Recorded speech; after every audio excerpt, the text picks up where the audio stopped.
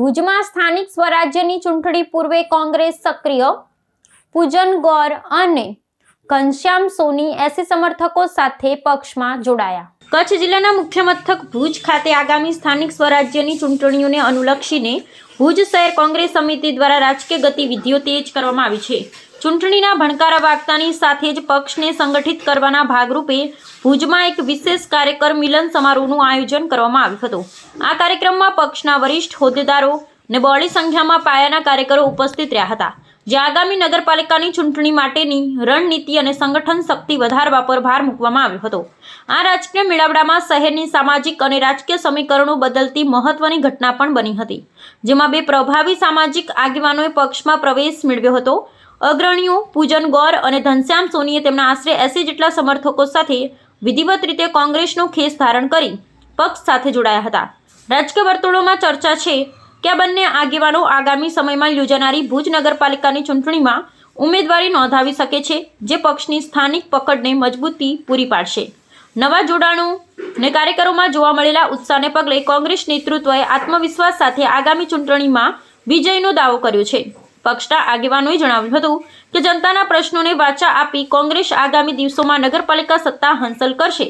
સ્થાનિક સ્વરાજ્યની ચૂંટણી પૂર્વે થયેલા આ સામૂહિક જોડાણને કારણે ભુજમાં રાજકીય ગરમાવો વ્યાપી ગયો છે।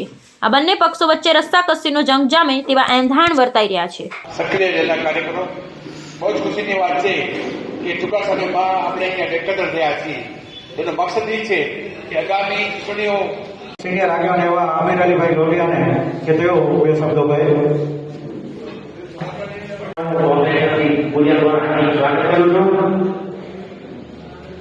અને અહીંયા મારી સાથે જે મારા મિત્રો વડીલો અને ભાઈઓ જે કોંગ્રેસમાં જોડાયા એમનો પણ ખૂબ ખૂબ નગરપાલિકાની ચૂંટણીઓ આવી રહ્યું છે, એના માટે કરી આયોજન કરવામાં આવે છે।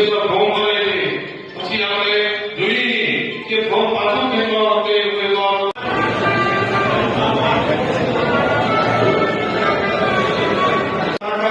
કે ભારતીય જનતા પાર્ટી આપણા સામે તો ઊભી કરે કે આપણા સામે જીતવાની આશા નથી।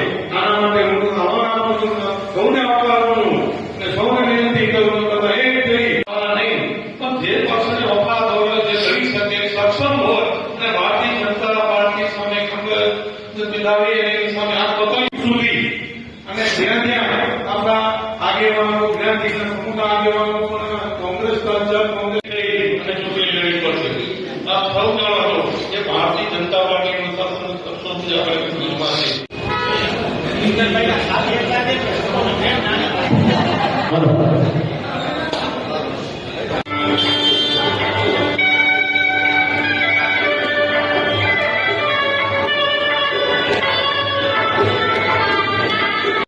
ચૂંટણી જીતવાની આશા રાખી આજે આપણે સૌ પધાર્યા છો, એ બદલ સૌનો હું આભાર માનું છું। જય હિન્દ, જય કોંગ્રેસ। જ્યારે આ યુવાનો કોંગ્રેસ પક્ષમાં જોડાયા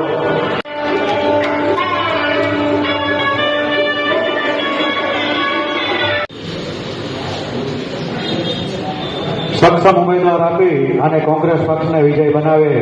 ભુજમાં છેલ્લા 40 વર્ષથી ભાજપના શાસનથી પ્રજા હવે કંટાળી ગઈ છે અને જેને કહેવાય કે અત્યાર સુધી આપણે જોતા હતા કે એવું થતું હતું, લોકો કોંગ્રેસ છોડી ભાજપમાં જોડાતા હતા। દરેક ચૂંટણી વખતે એવું થતું હતું, પણ આ ચૂંટણીથી પહેલા આજે ઊંધી ગણતરી શરૂ થઈ ગઈ હોય ભાજપની એવું દેખાઈ રહ્યું છે અને લોકો કોંગ્રેસમાં જોડાઈ રહ્યા છે। અને એ પણ એવા કે જે મજબૂત લોકો છે, સક્ષમ લોકો છે, જેમનો વિસ્તારમાં વર્ચસ્વ છે, જેમની સાથે યુવાનોની ટીમ છે અને પ્રજાના પ્રશ્નો બાબતે જાગૃત થઈ અવારનવાર અવાજ ઉઠાવતા હોય એવા લોકો જ્યારે કોંગ્રેસમાં જોડાઈ રહ્યા છે, ત્યારે નિશ્ચિતપણે એવું કહી શકાય કે આ પરિવર્તનનો પવન ફૂંકાવાનો શરૂ થઈ ગયો છે।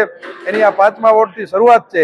ભુજની જનતાના પ્રશ્નો માટે આમને આમ જાગૃત લોકો હજી પણ આગળ આવશે અને કોંગ્રેસ સાથે જોડાઈ અને આ ભ્રષ્ટાચારી ભાજપનું શાસનને હટાવશે એવું લાગી રહ્યું છે। કેમ કે ભાજપના શાસનમાં આપણે જોઈએ તો ભુજની હાલત બહુ બદતરથી બદતર થઈ ગઈ છે। ચૂંટણી આવે ત્યારે છેલ્લા 2-3 મહિના રસ્તા બનાવવાને એવા કામો કરવા, જાકજમાળ દેખાડવી અને ચૂંટણીમાં ઉમેદવારો બદલાવી નાખવા, એટલે જૂના જે ભ્રષ્ટાચારી હોય એમના પ્રત્યે લોકોનો રોષ હોય દૂર થઈ જાય। નવા આવી એ પણ એવું જ વિચારે કે હવે આપણે 5 વર્ષ જ મળ્યા છે એટલે જેટલું થાય એટલું ભેગું કરો। આ લોકોની આવી ભ્રષ્ટાચારી મોડસ ઓપરેન્ડીના લીધે ભુજની જનતાનો ખો નીકળી ગયો છે। હવે એનામાં 100% પરિવર્તન થશે અને આ ભ્રષ્ટાચારી લોકોને ભુજની જનતા જાકારો આપશે એવું દેખાઈ રહ્યું છે.